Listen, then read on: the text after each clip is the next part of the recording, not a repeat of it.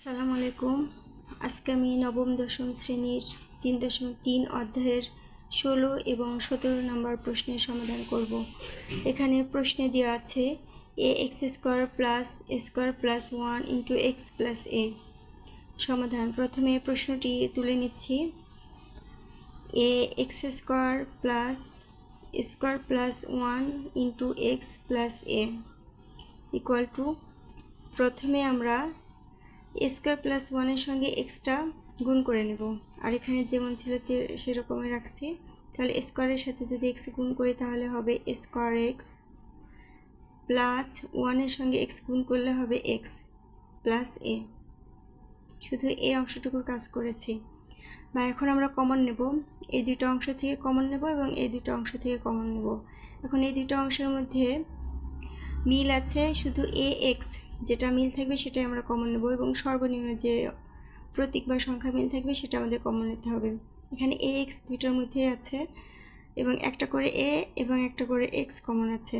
তাহলে আমরা লিখব x কমন নিলাম, x নিলে এখানে থাকবে একটা x আর এখানে থাকবে একটা a প্লাস এখানে x এবং এর মধ্যে কোনো কিছু মিল নেই, তবে দুটির সঙ্গে 1 গুণ অবস্থায় আছে। তাহলে আমরা 1টা কমন নিলাম, 1 কমন নিলে এখানে x থাকবে এবং এখানে প্লাস a। এখন x এর সঙ্গে x প্লাস a গুণ অবস্থায় আছে এবং 1 এর সঙ্গে x প্লাস a গুণ অবস্থায় আছে। দুটোরই ভেতরের অংশে মিল আছে, তাহলে আমরা x প্লাস এটা কমন নিতে পারি। তাহলে x প্লাস a কমন নিলাম, নিলে এখানে থাকবে ax আর এখানে থাকবে প্লাস 1। এটাই আমাদের অ্যান্সার। এরপরে আমি 17 নম্বর প্রশ্নের সমাধান করব। 17 নম্বর প্রশ্নে দেওয়া আছে, প্রশ্নটি উঠাচ্ছি। 3 * a² + 2a² - 20 a² + 2a + 40। এখানে প্রশ্নটা মিলিয়ে নিচ্ছি, কারণ উঠাতে ভুল হলে পুরো অঙ্কটাই ভুল হয়ে যাবে। 3 * a² + 2a² - 22 a² + 2a + 40। এখন সমাধান। এখানে আমরা একটা জিনিস লক্ষ্য করি, 3 এর সঙ্গে a² + 2a আছে, আবার 22 এর সঙ্গে a² + 2a আছে, অর্থাৎ দুইটারই ভেতরের অংশে মিল আছে। তাহলে আমরা a² + 2a = p ধরে নেব। তাহলে আমরা লিখি, মনে করি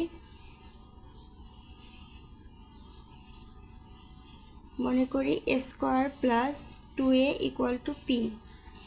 আমরা যদি ধরে নিই তাহলে অঙ্কটা করাটা সহজ হবে, অর্থাৎ সংক্ষিপ্ত হবে, বেশি বড় হবে না এবং বুঝতেও সুবিধা হবে।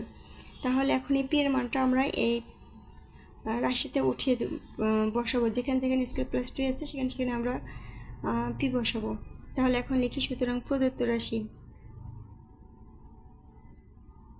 প্রদত্ত রাশি সমান, প্রদত্ত রাশি বলতে এই রাশিটাকে বোঝাচ্ছে। তাহলে প্রদত্ত রাশি সমান 3 a² + 2a, যেহেতু আমরা a ধরেছি এটার মান, তাহলে আমরা এখানে লিখব p। তাহলে 3p এর পরে দেব স্কোয়ার মাইনাস 22, এটা জায়গায় লিখব p প্লাস 40। এখন আমরা মিডল টার্ম পদ্ধতি অনুসরণ করব। মিডল টার্ম পদ্ধতিটা হচ্ছে, আমি এর আগের প্রশ্নে বলে দিয়েছি মিডল টার্ম কীভাবে করতে হয়, তারপর আমি আবার বলে দিচ্ছি। এখানে মিডল টার্ম পদ্ধতি হচ্ছে শেষের সংখ্যা এবং প্রথম সংখ্যা প্রথমে গুণ করে নিতে হবে। আমি উপরের দিকে করছি, শেষ সংখ্যা এবং প্রথম সংখ্যা গুণ করলে এখন শেষে আছে 40 এবং প্রথমে আছে 3। তাহলে 40 সঙ্গে যদি আমরা 3 গুণ করি তাহলে 3 × 4 = 12, 120। এখন এই 120 আর কীভাবে হয় সেটা আমাদের দেখতে হবে। এখানে হয় 60 × 2 = 120 এবং 12 এবং 10 গুণ করলে 120 পাওয়া যায়, অর্থাৎ 10, 12, 120।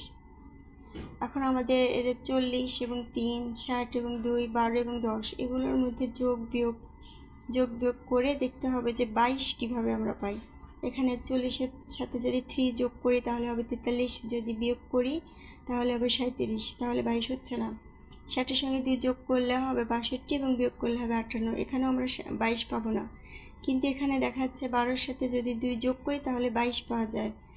কিন্তু যদি 12 থেকে 10 বিয়োগ করি তাহলে 2 পাওয়া যায়, তাহলে আমরা যোগ করব। 12-র সঙ্গে 10 যোগ করলে 22। আমি লিখে দিচ্ছি, এটা 12 যোগ 10 সমান 22, কিন্তু 12 থেকে 10 বিয়োগ করলে হয় 2, তাহলে আমরা এই অংশটিই নেব, অর্থাৎ 12 যোগ 10। তাহলে এখানে আমরা লিখি 3p² minus 12p minus 10p plus 14।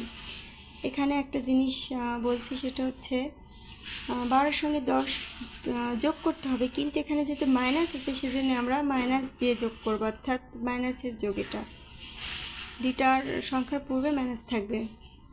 এখন আমরা আবার জোড়ায় জোড়ায় কমন নেব। এখন এই দুইটার মধ্যে কি মিল আছে সেটা দেখতে হবে। এখানে সংখ্যার মধ্যে মিল আছে 3, কারণ 12-র মধ্যে 3 আছে, 3 4 12, তাহলে 3 আছে, এবং এখানে পি আছে একটা, এখানে দুইটা, তাহলে আমাদের একটা কমন নিতে হবে।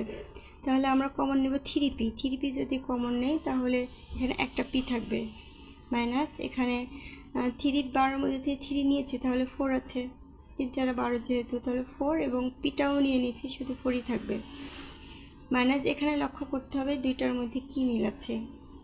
এখানে সংখ্যার মধ্যে মিল আছে 10, কারণ 40-এর মধ্যে 10 আছে, 4 10 40, তাহলে আমরা 10টা কমন নেই। পি এখানে আছে কিন্তু এখানে নেই, তাহলে হবে না, শুধু 10 কমন নিলে এখানে পি থাকবে, এবং এই প্লাস এবং মাইনাস গুণ করলে হবে মাইনাস, প্লাস মাইনাসে মাইনাস, এবং যেহেতু 10 নিয়েছি 40 থেকে, তাহলে থাকবে 4, অর্থাৎ 4 10 40। এখন আমাদের ভিতরে যেহেতু মিলে গেছে, তাহলে আমরা p-4টাও কমন নেব। p-4 যদি আমরা কমন নেই তাহলে এখানে থাকবে 3p, এখানে থাকবে -10।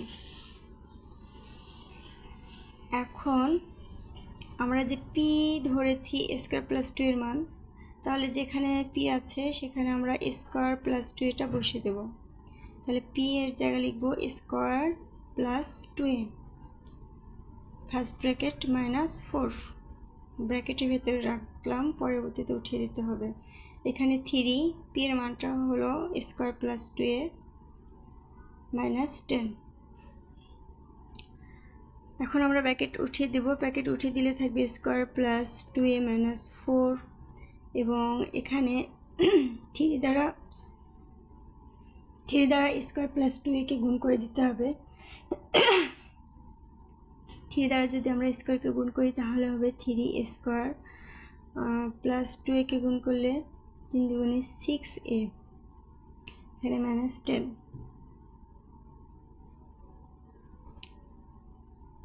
এখানে স্কয়ার প্লাস 2a -4, এখানে আমরা আবার ব্র্যাকেট উঠিয়ে দিই 3 স্কয়ার প্লাস 6a -10। আপনি এখানে না লিখে এটাও সরাসরি এখানে লেখা যায়, বোঝার সুবিধার্থে 2 লাইন করলাম। এখন এটার সমাধান আমাদের হয়ে গেছে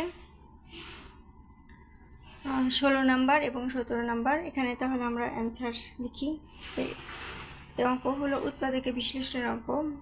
এটা বুঝলে অনেক সহজ, জানি একটু ট্রাই করলে পারবেন ইনশাল্লাহ। এখানে আমি আমার ভিডিওটি শেষ করছি। আমার ভিডিওটি যদি আপনাদের ভালো লাগে তাহলে অবশ্যই সাবস্ক্রাইব করবেন, সাথে সাথে লাইক এবং কমেন্টস করবেন। আসসালামু আলাইকুম।